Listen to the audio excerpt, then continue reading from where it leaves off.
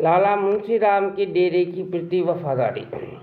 एक दिन महाराज जी डेरे के अधिकारियों से लाला मुंशीराम के बारे में बातें कर रहे थे। उन्होंने कहा कि सरदार बहादुर जी के समय में एक संयुक्त खाता सरदार बहादुर जी और लाला मुंशीराम के नाम पर खोला गया था। महाराज जी के गद्दी पर आने के कुछ महीनों बाद एक पुराने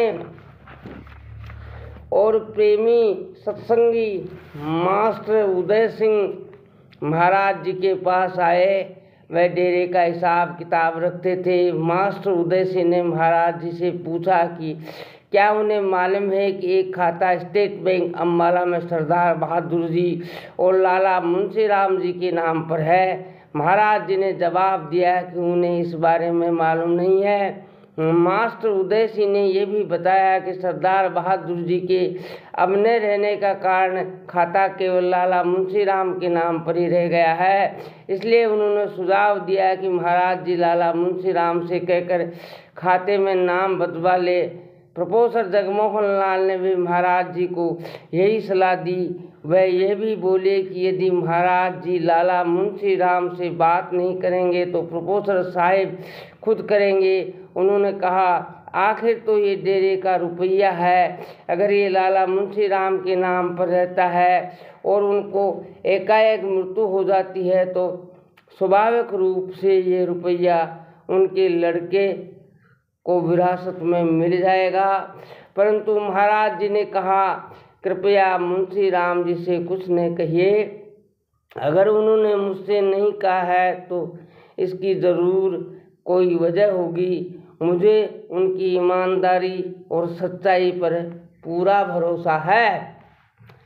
समय निकलता गया आवाज़ की दुनिया के दोस्तों, परंतु महाराज जी ने इस विषय पर लाला मुंशीराम से कोई चर्चा नहीं की।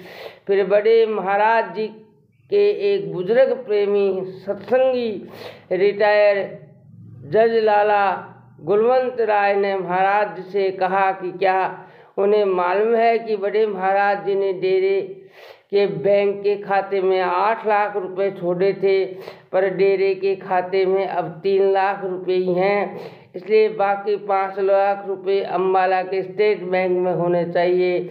उन्होंने भी सुझाव दिया कि महाराज जी को लाला मुंशीराम से बात करनी चाहिए, लेकिन महाराज जी ने फिर वही दलील लाला गुलवंत राय को भी दी और उनसे कहा कि वे लाला मुंशीराम को मालूम भी नहीं होने दें कि महाराज जी को इस खाते का पता है।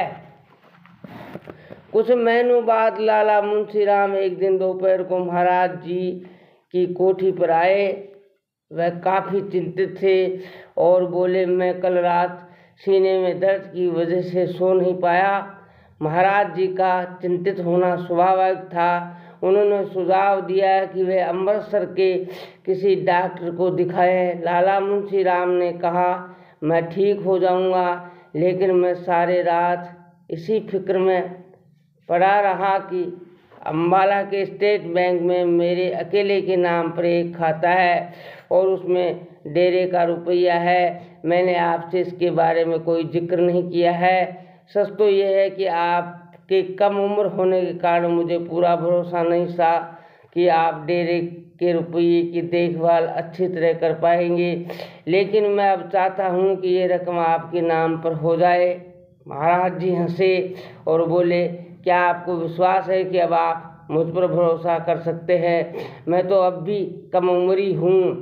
तब मुंशीराम जी बोले, मैंने आपको डेरे के काम और डेरे की व्यवस्था करते हुए देखा है। आपको रुपए पैसे और हिसाब किताब में कोई रुचि नहीं है। आप बिल्कुल निर्लिप्त हैं। मुझे अफसोस है कि मैंने आपसे पहले नहीं कहा। चलिए अम्बाला चलकर ज़रूरी कार्यवाही कर ले, तभी मेरे मन को शांति मिलेगी। फिर वह अम्बाला गए और वहाँ स्टेट बैंक मैनेजर से मिले, जो श्री आहलूवालिया के लड़के थे। उन्होंने महाराज जी से कहा कि पिताजी घर पर है और सबको दोपहर के भोजन के लिए आमंत्रित कर गए हैं। महाराज जी और लाला मुंशीराम ने उनके साथ भोजन किया। उस समय वहीं पर लाला मुंशीराम ने श्री R.D. आहलूवालिया से डेरे आने के लिए निवेदन किया ताकि उनको डेरे के प्रशासन में मदद मिल सके, क्योंकि अब लाला मुंशी राम वृद्ध हो रहे थे और हर काम अकेले नहीं कर पाते थे। फिर कुछ समय बाद श्री आहूलवालिया डेरे में सेवा करने आ गए। आवाज़ की दुनिया के दोस्तों, जय श्री कृष्णा, राधे राधे। सब्सक्राइब फ्री है दोस्तों।